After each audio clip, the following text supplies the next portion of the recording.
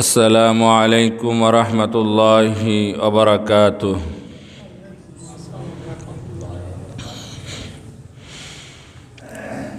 إن الحمد لله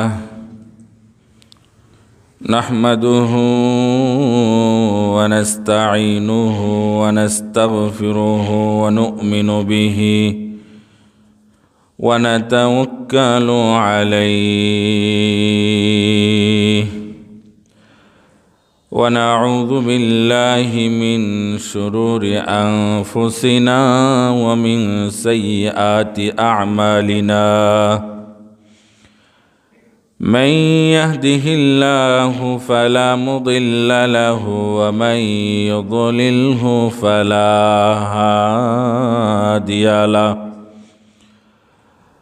وأشهد أن لا إله إلا الله وحده لا شريك له وأشهد أن محمدًا عبده ورسوله. أما بعد فقد قال الله تعالى في كلامه المجيد وفرقانه الحميد.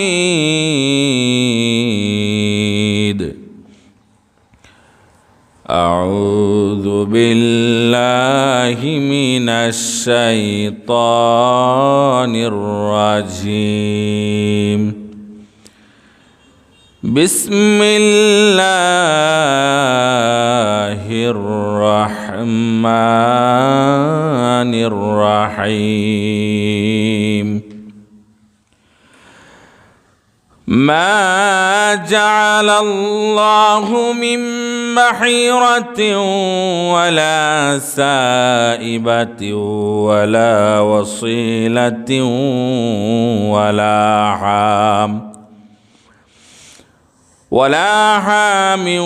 ولكن الذين كفروا يفترون على الله الكذب وأكثرهم لا يعقلون.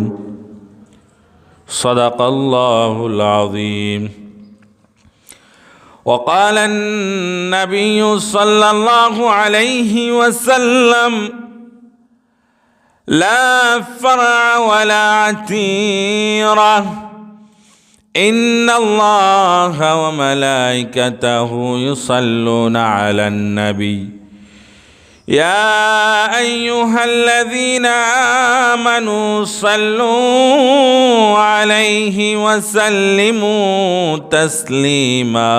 اللهم صل على سيدنا مولانا محمد وعلى آل سيدنا مولانا محمد.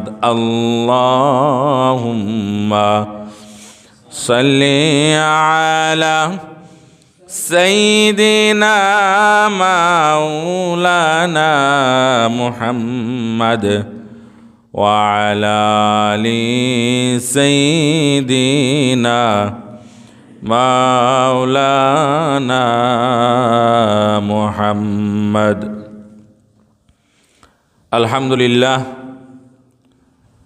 সম্মানিত জুমা জামাতের মুসল্লিবৃন্দ, আমরা সর্বাগ্রে সেই মহান আল্লাহ রব্বুল ইজ্জতুল জালালের শুকরিয়া আদায় করি, কৃতজ্ঞতা আদায় করি যে মহান আল্লাহ সুবহানাহু ওয়া তাআলা আমাদেরকে রজব মাসের দ্বিতীয় শুক্রবারে পবিত্র জুমার সালাত আদায় করার জন্য বাড়িয়ারটেক জামে মসজিদে উপস্থিত হওয়ার তৌফিক দান করেছেন। সেজন্য আমরা কালিমাতুশ শুকর আদায় করি, বলি আলহামদুলিল্লাহ। সালাত ও সালাম পেশ করছি আল্লাহর হাবিব সাল্লাল্লাহু আলাইহি ওয়াসাল্লামের প্রতি। সম্মানিত মুসল্লিয়ানে কেরাম, রজব মাস অত্যন্ত গুরুত্বপূর্ণ একটি মাস। রজব মাস পবিত্র মাহে রমাদানুল কারিমের আগমনী বার্তা আমাদেরকে দিয়ে থাকে। এই মাস থেকেই মুসলিমরা পবিত্র মাহে রমাদানুল কারিমের পূর্ণ প্রস্তুতি গ্রহণ করে থাকে। এই মাসটি অত্যন্ত গুরুত্বপূর্ণ একটি মাস। আল্লাহ সুবহানাহু ওয়া তাআলা পবিত্র কোরআনের সূরা তাওবার ৩৬ নম্বর আয়াতের মধ্যে বলেছেন, ইন্না ইদ্দাতাশ শুহুরি ইনদাল্লাহি 12 শাহরান ফি কিতাবিল্লাহি ইয়াওমা খালাকাস সামাওয়াতি ওয়াল আরদা মিনহা আরবাআতুন হুরুম। আসমান এবং জমিনের সৃষ্টির পর থেকেই আল্লাহর নিকট মাসের হিসেব হচ্ছে মোট 12টি। আল্লাহ বলছেন মিনহা আরবাআতুন হুরুম, এই 12 মাসের মধ্যে 4টি মাস হচ্ছে হারাম মাস, সম্মানিত মাস, যে মাসগুলোতে যুদ্ধ বিগ্রহ করা যায় না। এর মধ্যে রজব মাস একটি। পবিত্র মাহে রমাদানুল কারিম যে সম্মানিত মাস, শ্রেষ্ঠ মাস, সেটা আমরা জানি, কিন্তু এছাড়াও যে আরও 4টি মাস রয়েছে সম্মানিত মাস, সে বিষয়ে আমরা অনেকে জানি না। অনেকে আবার জানি যে 4টি সম্মানিত মাস রয়েছে, কিন্তু কোন 4টি মাস সম্মানিত সেটা জানি না। প্রথম মাস হচ্ছে রজব, যুলকাদা, যুলহজ, এরপর হচ্ছে মুহররম। আল্লাহ পাক রব্বুল আলামিন পবিত্র কোরআনের সূরা বাকারার মধ্যে বলেছেন, ইয়াসআলুনাকা আনিশ শাহরিল হারামি কিতালিন ফি। হে আমার হাবিব, লোকেরা আপনার কাছে প্রশ্ন করে সম্মানিত মাসসমূহে যুদ্ধের ব্যাপারে, যুদ্ধ করা যাবে কিনা। আল্লাহ বলছেন, কুল কিতালুন ফিহি কাবীর, আপনি বলে দিন এই সম্মানিত মাসসমূহে যুদ্ধ করা অন্যায়, অপরাধ। আক্রমণাত্মক যুদ্ধ করা যাবে না, নিজেদের পক্ষ থেকে আক্রমণাত্মক ভূমিকা পালন করা যাবে না। তবে যুদ্ধ যদি চাপিয়ে দেওয়া হয় তাহলে কি করব? তাহলে অবশ্যই প্রতিরক্ষামূলক যুদ্ধ করা যাবে। চাপিয়ে দিলে তো যুদ্ধ করতেই হবে, কিন্তু আল্লাহ বলছেন আক্রমণাত্মক যুদ্ধ করা যাবে না, নিজেরা যেচে যেচে যুদ্ধ করা যাবে না। যুদ্ধের প্রাসঙ্গিকতা থাকলেও কিন্তু তোমাদের উপর যদি যুদ্ধ চাপিয়ে দেওয়া হয়, তোমাদেরকে আক্রমণ করা হয়, তাহলে তোমরা যুদ্ধ করতে পারো। রাসূলুল্লাহ সাল্লাল্লাহু আলাইহি ওয়াসাল্লাম রজব মাস থেকেই পবিত্র মাহে রমাদানুল কারিমের পূর্ণ প্রস্তুতি গ্রহণ করতেন। হযরত উসমান ইবনে হাকিম আল আনসারী রাদিয়াল্লাহু তাআলা আনহু বলেন, সাআলতু সাঈদ ইবনে জুবাইর আন সাওমি রজব ওয়া নাহনু ইয়াওমাইযিন ফি রজব। আমি সাঈদ ইবনে জুবাইর রাদিয়াল্লাহু তাআলা আনহুকে রজব মাস সম্পর্কে জিজ্ঞেস করলাম। সাঈদ ইবনে জুবাইর রাদিয়াল্লাহু তাআলা আনহু বলেন, ফাকালা সামিউতু ইবনে আব্বাস রাদিয়াল্লাহু তাআলা আনহুমা, তিনি বলেন যে আমি আব্দুল্লাহ ইবনে আব্বাস রাদিয়াল্লাহু তাআলা আনহু থেকে শুনেছি, কানা রাসূলুল্লাহ সাল্লাল্লাহু আলাইহি ওয়াসাল্লাম ইয়াকুমু হাত্তা নাকুলু লা ইফতিরু ওয়া ইফতিরু হাত্তা নাকুলু লা ইয়াসুমু।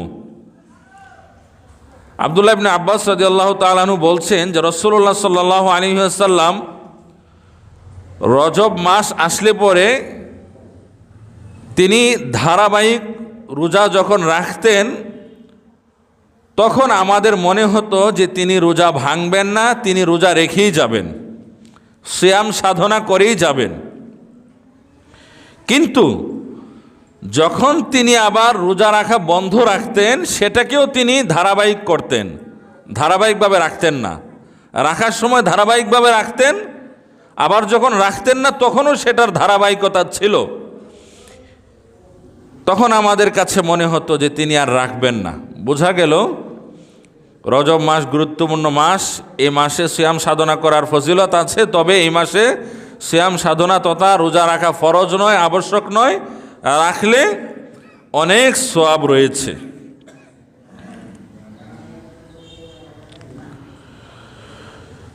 রজব মাস সম্পর্কে উলামায়ে কেরামদের বক্তব্য হচ্ছে এরকম, যেমন একজন চাষি প্রথমে জমি চাষ দিয়ে থাকেন, এরপরে বীজ বপন করে থাকেন, এরপরে ফসল কেটে ঘরে নিয়ে আসেন। ঠিক অনুরূপ রজব মাস হচ্ছে মুমিন মুসলিমদের জন্য বীজ রোপণ করার মাস। এই মাস থেকেই মুসলিমরা রমাদানুল কারিমের পূর্ণ প্রস্তুতি গ্রহণ করে থাকেন। শাবান মাস হচ্ছে রজব মাস জমি চাষ করার মাস, শাবান মাস বীজ রোপণ করার মাস, আর পবিত্র মাহে রমাদানুল কারিম হচ্ছে ফসল কাটার মাস, সওয়াব বেশি বেশি অর্জন করার মাস। সুবহানাল্লাহ।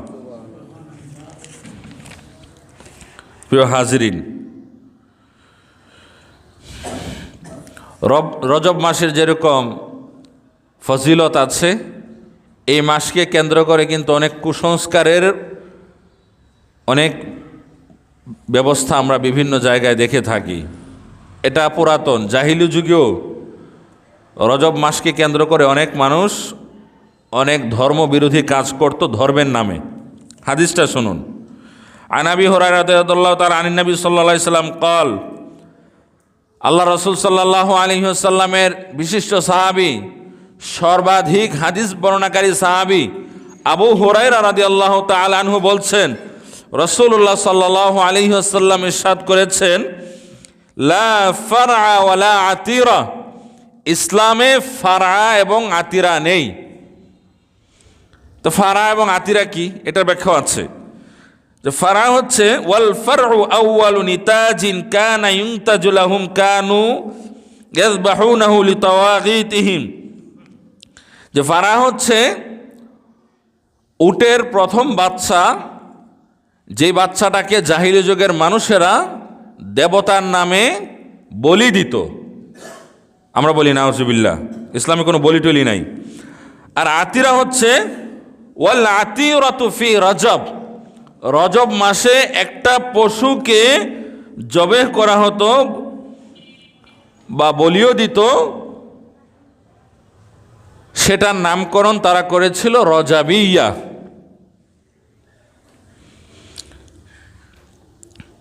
প্রিয় হাজিরিন, তিরমিজি শরীফের মধ্যে আছে লা ফারআ ওয়ালা আতিরা, ইসলামে ফারআ এবং আতিরা নেই। আতিরা সম্পর্কে বলা হচ্ছে ওয়াল আতিরাতু যাবিহাতুন কানু ইয়াযবাহুনা ফি রজব ইউআযযিমুনা শাহরা রজব। যে রজব মাসের সম্মান দেখাতে গিয়ে, রজব মাসকে তাজিম করতে গিয়ে জাহিলি যুগের মানুষের একটা পশুকে বলি দিত এবং বলতো এই পশুটাকে আমরা এই জন্য বলি দিয়েছি যে রজব মাস এসেছে, এই মাসের সম্মান রক্ষার্থে আমরা এটা করেছি, সম্মানার্থে করেছি। লিয়ান্নাহু আউয়ালু শাহরিম মিন আশহুরিল হুরুম, কেননা রজব মাস হচ্ছে আশহুরুল হুরুম তথা সম্মানিত 4টি মাসের প্রথম মাস। তিরমিজি শরীফের 1512 নম্বর হাদিস এটা। এরপরে আরও শুনুন, আবুল মালিহ রহমতুল্লাহ আলাইহি থেকে বর্ণিত, আন আবিল মালিহ কল, তিনি বলেন, কলা নুবাইশাতু নাদা, নুবাইশা রাদিয়াল্লাহু তাআলা আনহু বলেন যে নাদা রজুলুন রাসূলুল্লাহ সাল্লাল্লাহু আলাইহি সাল্লাম, রাসূলুল্লাহ সাল্লাল্লাহু আলাইহি সাল্লামের নিকট এক ব্যক্তি আসলো, এসে তিনি বললেন, ইন্না কুন্না নাতিরু আতিরাতান ফিল জাহিলিয়া ফামা তা'মুরুনা, হে আল্লাহ রাসূল সাল্লাল্লাহু আলাইহি সাল্লাম, জাহিলি যুগে তো আমরা আতিরা করতাম, রজব মাসের সম্মান রক্ষার্থে আমরা একটি পশুকে বলি দিতাম। ফামা তা'মুরুনা, এই ব্যাপারে আপনি কি বলবেন? আমরা কি জাহিলি যুগে যেটা করতাম ওইটা কি কন্টিনিউ করব, এখনো করব, নাকি ওইটা খারাপ, ওটা অন্যায়? আপনি বলুন আমাদেরকে। ক্বালান নবী সাল্লাল্লাহু আলাইহি ওয়াসাল্লাম, তখন রাসূলুল্লাহ সাল্লাল্লাহু আলাইহি ওয়াসাল্লাম ওই লোককে বললেন, ইযবাহু লিল্লাহি ফি আইয়ি শাহরিন কানা, তোমরা যে কোনো মাসে পশু জবে করো, পশুর গোশত খাও, মানুষকে খাও, এটা ভালো, কিন্তু নির্দিষ্ট মাসকে খাস করবে না। কি করবে না? নির্দিষ্ট মাসকে খাস করবে না। একটা নির্দিষ্ট মাসকে উপলক্ষ করে এরকম করবে না, এটা কুসংস্কার, এটা বেদাত। ইযবাহু লিল্লাহি ফি ইয়াউমিন ফি আইয়ি শাহরিন কানা, যে কোনো মাসে পশু জবে করো, তবে রজব মাসকে খাস করবে না। ওয়াবারুল্লাহ আযজা ওয়া জাল্লা ওয়া আতইমু, তোমরা আল্লাহর জন্য নেক আমল করো, ওয়া আতইমু, এবং মানুষকে খাবার খাওয়াও, কিন্তু সেটাকে নির্দিষ্ট করে, নির্দিষ্ট দিন তারিখ গণনা করে কিছু করবা না। আমাদের সমাজও দেখি একটা তারিখ কেন্দ্র করে যে এতদিনের উপলক্ষে এটা, এতদিন উপলক্ষে এটা। রাসূলুল্লাহ সাল্লাল্লাহু আলাইহি ওয়াসাল্লাম নিষেধ করেছেন যে এতদিন উপলক্ষে এটা এটা এটা কোথায় আছে? এটা মানুষের বানানো। প্রিয় হাজিরিন, ইসলামে খাবার খাওয়ানোর ফজিলত অনেক বেশি। গরিব, মিসকিন, ইয়াতীম, অসহায় এই মানুষদেরকে খাবার খাওয়ানোর অনেক ফজিলত।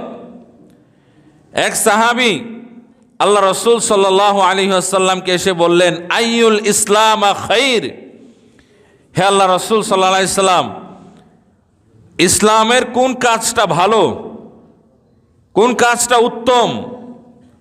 রাসূলুল্লাহ সাল্লাল্লাহু আলাইহি ওয়াসাল্লাম তখন বললেন, ক্বালা তুতঈমুত তাআম, তুমি খাবার খাওয়াবা, ওয়া তুকরিউস সালাম, মানুষকে সালাম দিবা, আলা মান আরাফতা ওয়া মান লাম তারিফ, যাকে তুমি চেনো না তাকেও সালাম দিবা, যাকে তুমি চেনো তাকেও সালাম দিবা, চিনলেও সালাম দিবা, না চিনলেও সালাম দিবা। মুত্তাফাকুন আলাইহি, হাদিসটি বুখারী এবং মুসলিম শরীফের মধ্যে রয়েছে। তাহলে অত্র হাদিসের আলোকে আমরা বুঝতে পারলাম, প্রথমে যেটা বলা আছে, রাসূলুল্লাহ সাল্লাল্লাহু আলাইহি সাল্লাম বলেছেন, ক্বালা তুতঈমুত তাআম, ভালো কাজ হচ্ছে, কল্যাণমূলক কাজ হচ্ছে, ইসলাম উৎসাহিত করে, সেটা হচ্ছে খাদ্য খাওয়ানো।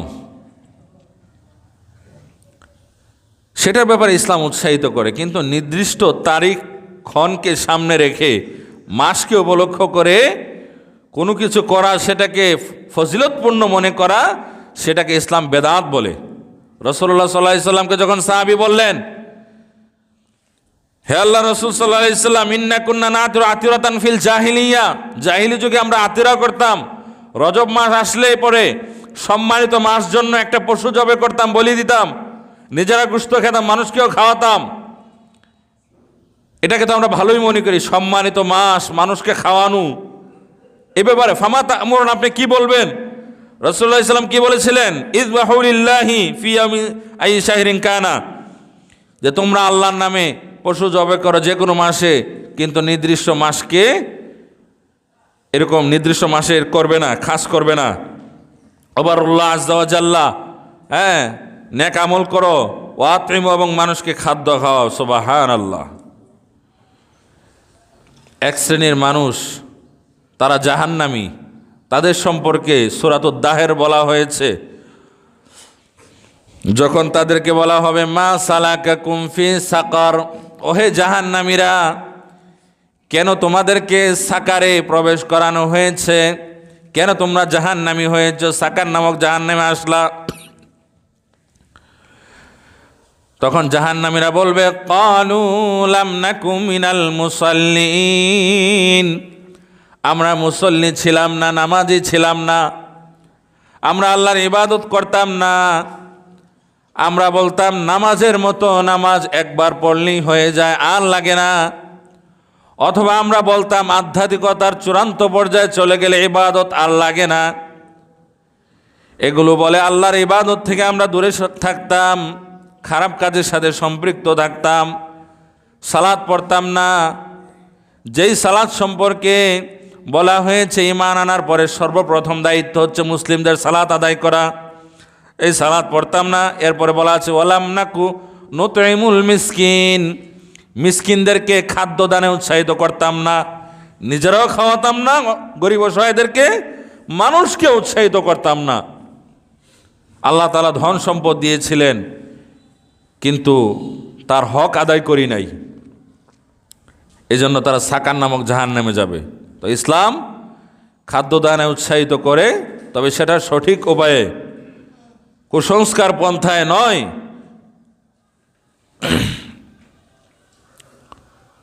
জাহিলি যুগের মানুষেরা অনেক কুসংস্কারের সাথে সম্পৃক্ত ছিল। বিভিন্ন দিনকে উপলক্ষ করে, মাসকে উপলক্ষ করে তারা কুসংস্কার ছড়াতো। আল্লাহ সুবহানাহু ওয়া তাআলা পবিত্র কোরআনের মধ্যে বলছেন, মা জাআলাল্লাহু মিন বাহিরা ওয়ালা সাইবাতিন ওয়ালা ওয়াসিলা ওয়ালা হাম ওয়ালাকিন্নাল্লাযীনা কাফারু ইফতারুনা আলাল্লাহিল কাযিব ওয়া আকসারুহুম লা ইয়াকিলুন। মা জাআলাল্লাহু মিন বাহিরাতিন ওয়ালা সাইবা, আল্লাহ পাক রব্বুল আলামিন বাহিরা দেন নাই, সাইবা দেন নাই, ওয়ালা ওয়াসিলা, ওয়াসিলা দেন নাই, ওয়ালা হাম, হামও দেন নাই। ওয়ালাকিন্নাল্লাযীনা কাফারু ইফতারুনা আলাল্লাহিল কাযিব, যারা কাফের, যারা বেদিন, তারা আল্লাহর নামে মিথ্যারোপ করে, আল্লাহর নামে এই কাজগুলো করে, তারপরে বলে কি আল্লাহ বলেছেন, ইসলাম এটা বলে, মানে খারাপ কাজ করে, বেদাতি কাজ করে ইসলামের নামে তারা চালিয়ে দেয়। ওয়ালাকিন্নাল্লাযীনা কাফারু, যারা কাফের, ইফতারুনা আলাল্লাহিল কাযিব, তারা আল্লাহর নামে মিথ্যারোপ করে, নিজেদের ভণ্ডামি আল্লাহর নামে চালিয়ে দেয়। আল্লাহ বলছেন ওয়া আকসারুহুম লা ইয়াকিলুন, অধিকাংশ মানুষের কোনো জ্ঞান নেই, সঠিক বুঝ নেই। তো আল্লাহ যে বলছেন মা জাআলাল্লাহু মিন বাহিরা, আমি বাহিরা দেই নাই, সাইবা দেই না, ওয়াসিলা দেই না, হাম দেই নাই, এগুলো মানুষের বানানো, এগুলো কুসংস্কার। এই বাহিরা সাইবা এগুলো কি শুনুন। বাহিরা বলা হয় জাহিলি যুগের মানুষের যেটা করতো, যে জন্তুর দুধ প্রতিমার জন্য উৎসর্গ করা হয়, এটা হচ্ছে বাহিরা। এটা জাহিলির যুগের মানুষ আল্লাহ নামে করত। সাইবা হচ্ছে যে জন্তু প্রতিমার নামে ছেড়ে দেওয়া হতো, প্রতিমার নামে, দেবদেবীর নামে, বিভিন্ন আল্লাহর ওলিদের নামে পশু ছেড়ে দেওয়া হতো। এই যুগেও পৃথিবীর কোথাও কোথাও বা বাংলাদেশে কোথাও কোথাও থাকতে পারে, শুনে থাকি বিভিন্ন পীর সাহেবের নামে নাকি খাসি ছেড়ে দেওয়া হয়, মহিষ ছেড়ে দেওয়া হয়, গরু ছেড়ে দেওয়া হয়। তো জাহিলি যুগের মানুষেরা যেটা করত ওইটারই অনুসরণ হচ্ছে এটা। আল্লাহ বলছেন এগুলো আমি দেই নাই। আর ওয়াসিলা হচ্ছে ওই ফিমেল উটকে ওয়াসিলা বলা হতো যে লাগাতার মেয়ে বাচ্চা জন্ম দিত, এরপরে তারা এটাকে দেবতা মনে করত, এরপরে ছেড়ে দিত আর কি। আর হাম, হাম হচ্ছে ওই মেল উটকে বলা হয় যে ফিমেল উটের সাথে অনেক বেশি মিটিং করেছে এবং তারা মনে করত এটা দেবতা হয়ে গিয়েছে। এই কুসংস্কার আর কি, বুঝেন না? এই আধুনিক যুগে যদি এত কুসংস্কার দেখি, তাহলে যেই যুগের নামই ছিল জাহিলি যুগ, কুসংস্কারের যুগ, তারা এগুলো করত। এই যুগেও তো যখন এত সতর্কতা, আধুনিক যুগ, বিজ্ঞানের যুগ, আলেম ওলামারা ইসলামের যে সুন্দর বাণী সেগুলো পৌঁছান, তারপরেও কখনো যদি কোনো খবর ছড়ায় যে অমুক ঘাটের পানি, ওই পানিটা হচ্ছে ময়লা নোংরা, ওই পানি খেলে রোগ সেরে যাবে, আমরা কি দেখি? হাজার হাজার নারী পুরুষ ওই ময়লা নোংরা পানি নেওয়ার জন্য রীতিমতো হুমড়ি খেয়ে পড়ে। এই যুগেই যদি আমরা এগুলো দেখি, তাহলে জাহিলি যুগের এগুলো তো অবশ্যই আছে, আর কোরআনেই এগুলো আছে। মানুষ এগুলো করতো, কুসংস্কারের সাথে লিপ্ত ছিল।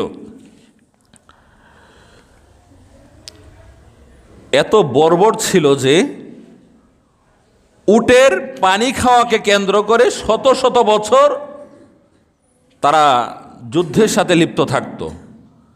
এক প্রজন্ম শেষ, পরের প্রজন্ম আবার যুদ্ধ করত। বাবা বলে যেত সন্তানকে যে যুদ্ধ থামাবা না, ওই সন্তান আবার তার সন্তানকে বলে যেত, কেন?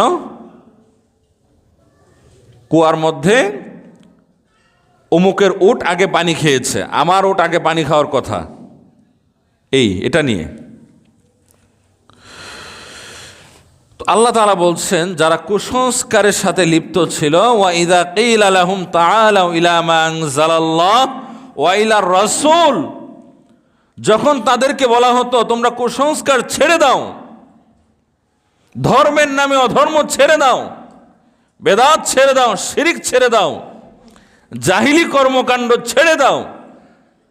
ওয়া ইযা কিলা লাহুম তাআলাউ, তাআলাউ মানে আসো, ইলা মা আনজালাল্লাহ, আল্লাহ তাআলা যা নাজিল করেছেন তথা কোরআনের দিকে আসো, আল্লাহর দ্বীনের পথে আসো, ওয়া ইলার রাসূল, রাসূলের পথে আসো, রাসূলের সুন্নাহর পথে আসো। ক্বালু, তখন তারা বলতো, জাহিলি যুগের মানুষেরা বলতো, হাসবুনা মা ওয়াজাদনা আলাইহি আবানা, আমাদের জন্য, আবানা মানে আমাদের বাপদাদা, আমাদের জন্য আমাদের বাপদাদারা যে আদর্শ রেখে গিয়েছেন, যে সিস্টেম তারা চালু করেছিলেন, সেটাই আমাদের জন্য যথেষ্ট। বলি নাউজুবিল্লাহ। দেখুন কত সুন্দরভাবে মিলে যাচ্ছে। এই যুগেও আমরা যখন অনেক সময় অনেক মানুষকে বলি আসুন আমরা আল্লাহর পথে চলে আসি, আল্লাহ কি বলেছেন, রসুল কি বলেছেন, তখন তারা এই যুক্তিটাই দেয়, আমার দাদাও তো এই কাজটা করতো, তাহলে কি আমি আমার দাদার আদর্শ ছেড়ে দেব? মানে তার কাছে কোরআন সুন্নাহর চাইতে তার দাদার আদর্শ বড় হয়ে গিয়েছে। বলি নাউজুবিল্লাহ। এটা ঠিক নয়। বাবার আদর্শে ধরে রাখার নামে, দাদার আদর্শ ধরে রাখার নামে ইসলাম বিরোধী কোনো কাজের সাথে লিপ্ত হওয়া যাবে না। মরহুম যে ফুরফুরার পীর সাহেব আব্দুল্লাহ জাহাঙ্গীর সাহেবের শ্বশুর, ওনার বাবাও তো অনেক বড় পীর সাহেব ছিলেন। আমরা সুধারণা রাখি যে তিনি আল্লাহর ওলি ছিলেন। তো আল্লাহর ওলি হলেও তো মানুষ হিসেবে ভুলভ্রান্তি হয়ে যেতে পারে। অনেক কিতাব লিখেছেন, কিতাবের মধ্যে কিছু ভুলভ্রান্তিও আছে, কুসংস্কারচ্ছন্ন কথাবার্তা আছে, ঠিক আছে? থাকার কারণে পীর সাহেব তার বাবার কিতাবগুলো ছাপানো বন্ধ করে দিয়েছে। আর মুরিদরা তো বেশি আবেগী থাকে। পীর সাহেবকে বলছেন আপনি আপনার বাবার কিতাবগুলো, অনেক কিতাব আর কি, সব কিতাব না, বা যেগুলোকে কাটছাট করে ছাপানো সম্ভব সেগুলো ছাপালেন। যে আপনি তো অনেক কিছু বাদ দিয়ে দিলেন, আপনার বাবার কিতাবগুলো আপনি ব্যান করে দিলেন। যে বাবা শোনো, আমার বাবা যদিও ভালো মানুষ ছিলেন আমরা দেখেছি, কিন্তু মানুষ তো অনেক কুসংস্কারচ্ছন্ন কথাবার্তা কিতাবের মধ্যে ছিল। তো এগুলো তো আমি আমার বাবার মহাব্বতের নামে রেখে দিতে পারি না। আমার দায়িত্ব হচ্ছে পারলে ভুলগুলো বাদ দিয়ে সঠিকগুলো ছাপানো, মানুষের সামনে নিয়ে আসা, আর ভুলের সংখ্যা বেশি হলে সম্পূর্ণ বাদ দিয়ে দেওয়া। তোমরা মনে রেখো, আমি আমার বাবা থেকে চেয়ার পেয়েছি, গদি পেয়েছি, কিন্তু দিন পেয়েছি আমি আমার রসুল থেকে। সুবহানাল্লাহ। আমি দিন নেই নাই আমার বাবার কাছ থেকে, বাবার কাছ থেকে নিয়েছি আমি আমার গদি, চেয়ার নিয়েছি, কিন্তু দিন নেব কার থেকে? রসুলের থেকে, আল্লাহ তার রসুল থেকে। এটাই আমাদেরকে মনে রাখতে হবে। একজন ব্যক্তিকে ততক্ষণ পর্যন্ত অনুসরণ করা যায় যতক্ষণ পর্যন্ত তিনি কোরআন সুন্নাহর গণ্ডির মধ্যে থাকেন। এর বাহিরে চলে গেলে তাকে আর অনুকরণ করার কোনো সুযোগ নেই। তো আল্লাহ বলছেন ওয়াইদা কিলা লাহুম তাআলাউ ইলা মা আনজালাল্লাহ, এই কুসংস্কারাচ্ছন্ন মানুষদেরকে যখন বলা হয় তোমরা আল্লাহর পথে আসো, আল্লাহর কোরআন মেনে নাও, ওয়াইলার রসুল, রসুলের তরিকার দিকে আসো, রসুলের সুন্নাহর দিকে আসো, কলু মানে তারা বলতো আর কি, ক্বালু হাসবুনা মা ওয়াজাদনা আলাইহি আবানা। এই কোরআন সুন্নাহর কথা বলো না তো, এগুলো ভালো লাগে না শুনতে। হাসবুনা মা ওয়াজাদনা আলাইহি আবানা, আমাদের বাপ দাদাদেরকে যা দেখেছি করতে এগুলোই আমাদের জন্য যথেষ্ট। অনেকে তো এই কথাও বলে যে বাপ দাদারা যদি জাহান্নামে যায় আমিও যাব, আমার হুজুর যদি জাহান্নামে যায় আমিও যাব, আমার পীর সাহেব যদি জাহান্নামে যায় আমিও যাব। এই কথা কি কোনো মুমিন বলতে পারে? কখনোই বলতে পারে না। আল্লাহ বলছেন আওয়ালাউ কানা আবাউহুম, আবাউহুম মানে বাপ দাদা আর কি, আবা শব্দের অর্থ তো জানেনি।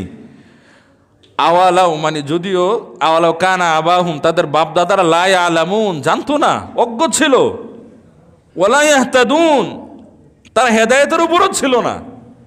তারা যদি হেদায়েতের উপর থাকতো, কোরআন সুন্নাহ মেনে চলতো, সঠিক কথা বলতো, ওই কথাগুলোর উপর যদি আমল করতে, তাহলে আল্লাহ বলছেন যে সমস্যা ছিল না। কিন্তু এরা তো হেদায়েতের উপর ছিল না।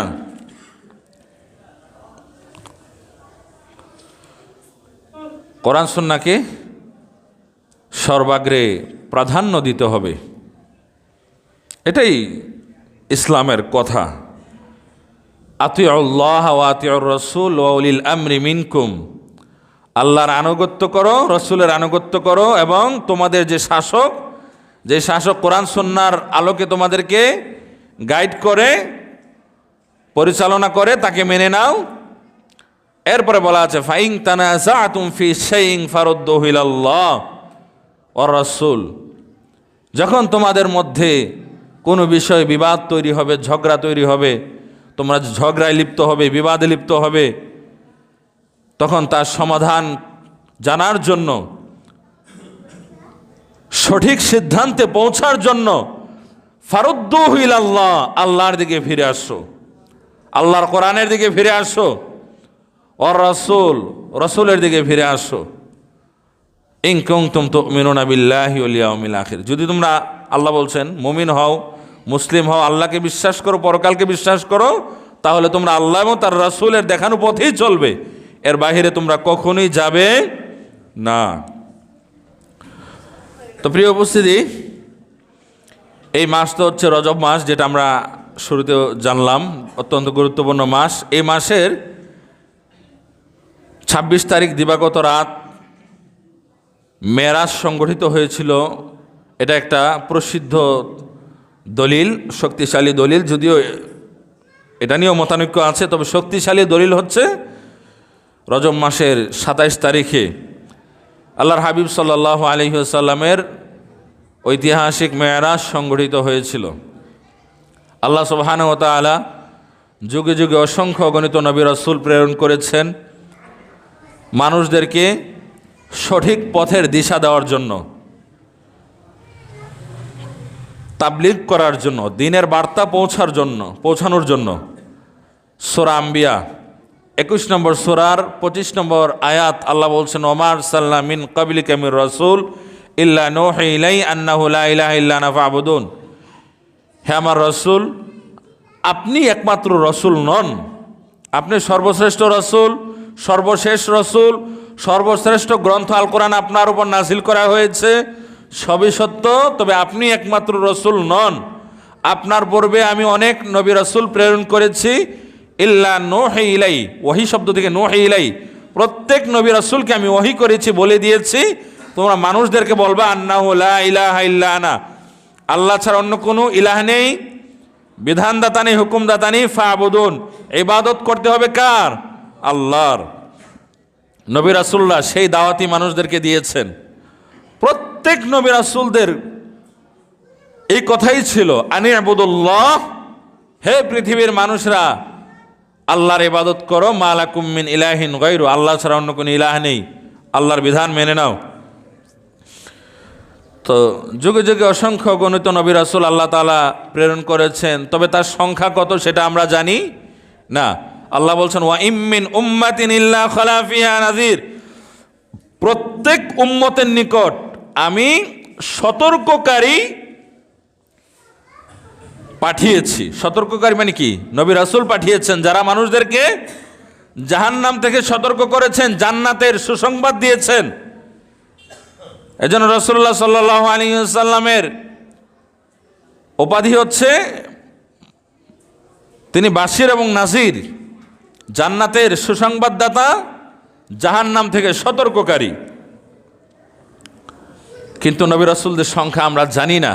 আল্লাহ শুধু এটা বলেছেন যে অসংখ্য অগণিত নবী রাসূল প্রেরণ করেছি, প্রত্যেক জনপদে আমি নবী রাসূল পাঠিয়েছি। অনেকে আমরা বলি নবীদের সংখ্যা 1,24,000, মতান্তরে 2,24,000, তো যেটা নিজেই জানি না, বলা নাই কোথায়, মতান্তরে মানে কি 1,24,000 কোথায় আর 2,24,000 কোথায়? তো এগুলো বলার দরকার কি? হাদিসে তো নাই। 1,24,000 ব্যাপারে দুর্বল একটা মত আছে, 2,24,000 ব্যাপারে কিছুই নাই, বা থাকলেও যদি এটা ভ্রান্ত কোনো বর্ণায় কোথাও থাকতে পারে। আমি যদি বিশ্বাস করি নবী রাসূলদের সংখ্যা হচ্ছে 1,24,000, এটা যদি আমাদের বিশ্বাস হয়, আর নবী রাসূল যদি থাকেন 2,24,000, তাহলে তো 1 লক্ষ আমি অস্বীকার করলাম। আর যদি এমন হয় 1 লক্ষ হলে 1,24,000 হলে, আর 2,24,000 বললে অসংখ্য অগণিত মানুষকে আমি নবী রাসূল হিসেবে মেনে নিলাম যারা নবী রাসূল না। যেটাই বলি 1,24,000 বললেও সমস্যা, 2,24,000 বললেও সমস্যা। সবচাইতে বড় কথা হলো এভাবে না বলাই উচিত, বলতে হবে অসংখ্য অগণিত নবী রাসূল আল্লাহ তাআলা যুগে যুগে প্রেরণ করেছেন। আল্লাহ তাআলা বলছেন ওয়া রাসূলান ক্বাদ কাসাসনাহুম আলাইকা মিন ক্বাবলু ওয়া রাসূলান লাম নাকসুসহুম আলাইক, হে আমার রাসূল আপনার কাছে আমি অসংখ্য নবী রাসূলের ঘটনা বলেছি, ওয়া রাসূলান লাম নাকসুসহুম আলাইক, আবার অসংখ্য অগণিত নবী রাসূলের কথা আপনাকে আমি বলিও নাই, মানে আপনিও জানেন না, কোরআনের কথা। তো নবী রাসূলরা, তারা যে নবী রাসূল, তারা যে আল্লাহর বার্তাবাহক, এটা প্রমাণিত করার জন্য মানুষের সামনে তাদেরকে আল্লাহ তাআলা মুজিজা দান করেছিলেন, অনন্য বৈশিষ্ট্যের অধিকারী করেছিলেন। তারা যে সাধারণ মানুষের মতো নন, এটা বোঝার জন্য কিছু গুণ তাদেরকে আল্লাহ তাআলা দিয়েছিলেন। প্রত্যেক নবী রাসূলেরই মুজিজা ছিল। যেমন আল্লাহ নবী দাউদ আলাইহিস সালাম, তার ব্যাপারে কোরআনেও আছে ওয়া আলান্না লাহুল হাদিদ, আমি দাউদকে লোহা দিয়েছিলাম, যেই লোহার মধ্যে দাউদ আলাইহিস সালাম হাত দিলে আল্লাহর হুকুমে লোহা মোমের মতো গলে যেত। সুবহানাল্লাহ, এগুলো মুজিজা। আর ওলিদের সাথে যেটা হয়ে থাকে সেটা হচ্ছে কারামত। আহলে সুন্নাত ওয়াল জামাতের একটা আকীদা হচ্ছে কারামাতুল আউলিয়াই হক, ওলিদের কারামত সত্য। তবে এটাও আমাদেরকে মনে রাখতে হবে, অনেকে তো ওলিদের কারামত সত্য বলে, এতটুকু বলে। আমি আর একটু বিস্তারিত বলার চেষ্টা করি যাতে করে মানুষ বিভ্রান্তির মধ্যে না পড়ে। ওলিদের কারামত সত্য, এটার অর্থ হচ্ছে ওলিদের মাধ্যমে কারামত হতে পারে আল্লাহর পক্ষ থেকে, কিন্তু ওলিদের কারামত সত্য এটার অর্থ এই নয় যে ওলিদের নামে যা বলা হয়, যত অস্বাভাবিক ঘটনা হয় সেগুলো সবই সত্য, বা সেগুলো আমাদেরকে বিশ্বাস করে ফেলতে হবে। এটার অর্থ এটা নয় যে ওলিদের কারামত সত্য, মানে ওলিদের দ্বারা কারামত হতে পারে এটা বিশ্বাস করতে হবে, এটা হচ্ছে সত্য। এবং এই কারামত এটা নিজের ক্ষমতা বলেও হয় না, এটা কার ক্ষমতা বলে হয়? আল্লাহর। একটা দলিল আমি বলি, ইউসুফ আলাইহিস সালাম তিনি অনন্য সৌন্দর্যের অধিকারী ছিলেন। বাবা মা সন্তানকে ভালোবাসবেন, এটাই স্বাভাবিক। সম্পত্তি বন্টনের ক্ষেত্রে সমতা বজায় রাখবেন, এটাই কোরআন হাদিসের কথা। কিন্তু কোনো সন্তান যদি বেশি ভালো থাকে, তার ভালো গুণ থাকে, তার প্রতি যদি বাবা মার আলাদা টান বেশি থাকে, এটা দোষের কিছু না, কেন এখানে মানুষের নিয়ন্ত্রণ নাই। কিন্তু দেওয়ার ক্ষেত্রে বৈষম্য করা যাবে না, একরকম দিতে হবে। এখানে কার প্রতি টান নাই, এগুলো করা যাবে না। এই জন্য ইসলামে কিন্তু তেজ্য পুত্র বলে কিছু নাই। প্রচলিত আইনে থাকতে পারে, ইসলামের বিধান হচ্ছে সন্তানকে তেজ্য পুত্র করতে পারবে না। সন্তান যদি কাফের হয়ে যায়, নাস্তিক হয়ে যায়, তাহলে বাবার সম্পত্তি সে পাবে না, সেটা ভিন্ন জিনিস। কিন্তু সে যতই খারাপ হোক, তাকে সম্পদ থেকে বঞ্চিত করলে, ব্যক্তি যতই ভালো হোক, তাকে আল্লাহ তাআলা জান্নাত দিবেন না। সন্তান মানেই হচ্ছে তার অধিকার প্রতিষ্ঠিত হয়ে গেছে। যাই হোক, ইয়াকুব আলাইহিস সালাম তার সন্তান ইউসুফ আলাইহিস সালামকে অনেক বেশি ভালোবাসতেন। এটা ভাইদের একদমই সহ্য হতো না। তারা করলো কি, একদিন ঘোরানোর নামে কুয়ার মধ্যে গিয়ে, দেখো পানি কত সুন্দর পানি, এগুলো বলে টলে ধাক্কা দিয়ে ফেলে দিছে। পানিও খুব বেশি ছিল না বোধ হয়, কিন্তু কুয়ার গভীরতা খুব বেশি ছিল। সে তো সেখানে পড়ে বাবা বাবা বলে চিল্লাচ্ছে, কান্নাকাটি করছে। আশেপাশে কোনো মানুষও নাই যে তারা শুনে এখানে আসবে।